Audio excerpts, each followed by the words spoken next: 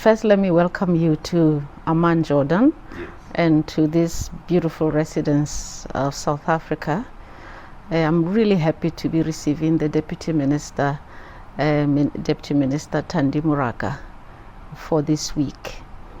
Let me start where I started. I used to be head of international liaison at the Electoral Commission of South Africa, and before then I used to be head of intergovernmental and international liaison in the province of Free State under Premier Lekota at the time. So naturally, from intergovernmental liaison, international liaison at the IEC, I progressed to the Department of International Relations. I started in 2000 as a director. I was responsible for SADC. I was then promoted to chief director, and the SADC portfolio grew bigger. I had about 15 countries instead of the usual 5-6 countries as director, except the islands, the Indian Ocean islands. They fell under East African Community. I was responsible for the broad spectrum of our relations with the SADC countries, political, economic, cultural, and so forth.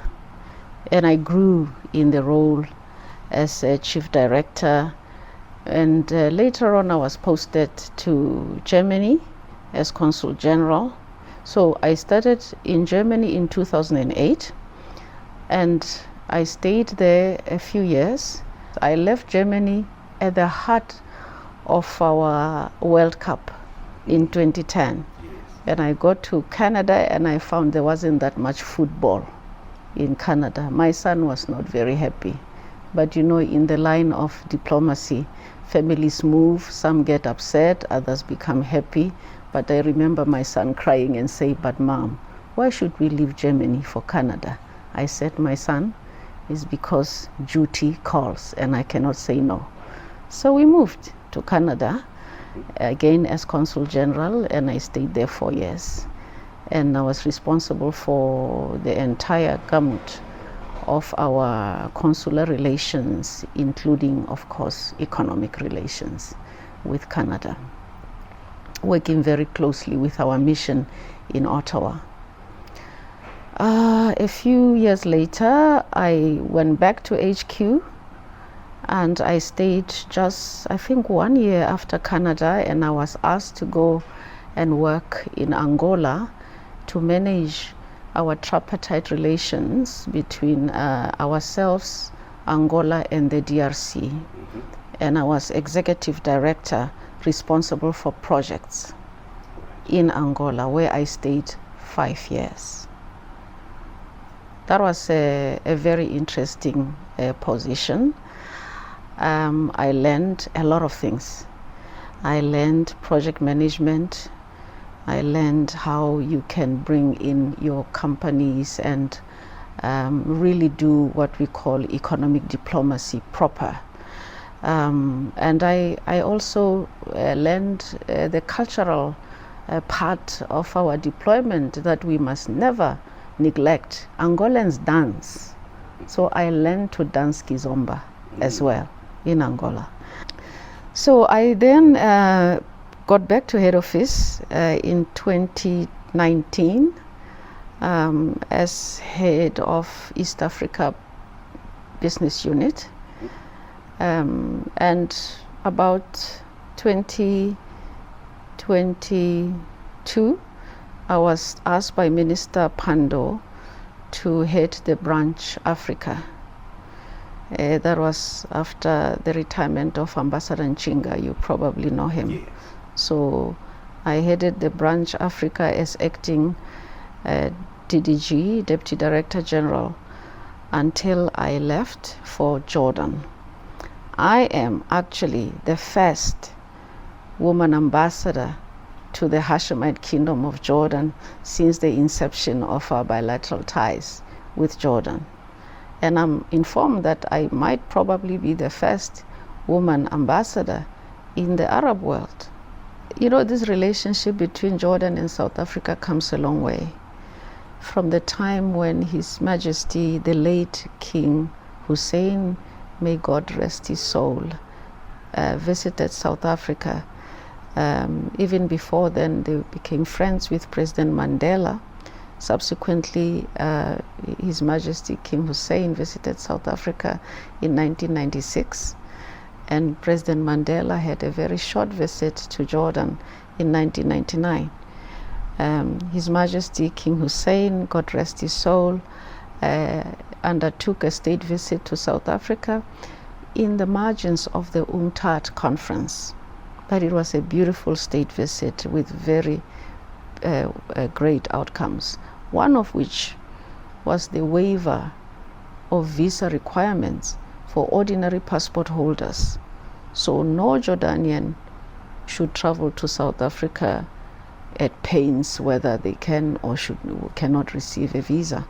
We have a visa waiver from that time, and South African can easily travel to Jordan because we also have a visa waiver in reciprocity. And hence, we are beginning to see a jump in travelers between here and South Africa, and hopefully vice versa. Jordan is a wonderful, wonderful country, wonderful posting, and it's got a very broad cultural sense to it. So many commonalities between ourselves and Jordan. And in our engagements with the ministry tomorrow, we will be focusing on a number of areas of focus. We'll be looking at how we can strengthen our bilateral cooperation, both politically, economically, in the area of environment. We'll also be examining a few instruments that are almost ready for signature, and some of those include cooperation in the area of agriculture, in the arts and culture, environment. We are also looking at enhancing tourism between the two countries. There are beautiful sites in Jordan as there are in South Africa. In fact, I've come across so many Jordanians who are telling me that South Africa is on our bucket list. And I can also tell you that Jordan has got beautiful sites. Baptismal site where Jesus was baptized, and with South Africa having such a high number of Christian community, you can see the synergies. So I do believe that South Africans would need to come here to experience the Jordan tourism sites, one of which is what I've mentioned, baptismal site. There's also a beautiful World Heritage site called, it's a UNESCO site called Petra. I'm sure you must have been mesmerized when you walked through the gate of Petra. Petra is about 3,300 years old. So you can actually glean the historic appeal of Jordan. And I'm just mentioning these two sites because they are very relevant to the memorandum of understanding that we are developing between ourselves and Jordan, which will be signed at a later stage by the respective ministers of arts and culture. We are also envisaging collaboration with some of our ancient sites, such as Mapungubwe. We have to work harder with our brand SA to ensure that we also bring our people here to come and see these sites and explore further how we can collaborate in the various offerings that Jordan has. Similarly, we are seeing a lot more Jordanians traveling to South Africa. I was telling somebody that in 2023, we had about 200 and something travelers to South Africa. In 2024, up to the current period, we've seen a jump up to 2,800 travelers. You can see the appeal towards the attractive offerings that South Africa has. When I arrived in Jordan, I got opportunity to meet with the first woman who ever got deployed by the government of Jordan as ambassador to Geneva, then to New York, and to Rome, Princess Wishdal. And I got amazed at the many similarities that we have as South African women diplomats to Madame Her Royal Highness Princess Wishdal, who got deployed as ambassador to Rome, to Geneva, the first woman ambassador to New York as well. And I'm saying I'm drawing similarities because for the first time in the history of our department, we have Ambassador Joini as our first woman ambassador to New York. We have Ambassador Losi as our first woman ambassador to Addis Ababa. And of course, coming back to myself, first woman ambassador to Jordan, after our male counterparts, 5 of them to be exact. So we have some way to go, but I am very pleased about the strides my department has made to ensure that we are also there representing our country the best way we can. My passion for diplomacy and why I think this month is particularly important for me and for the women of South Africa. I'd like to mention that I'm a product of the Gertrude Schoppe mediation program.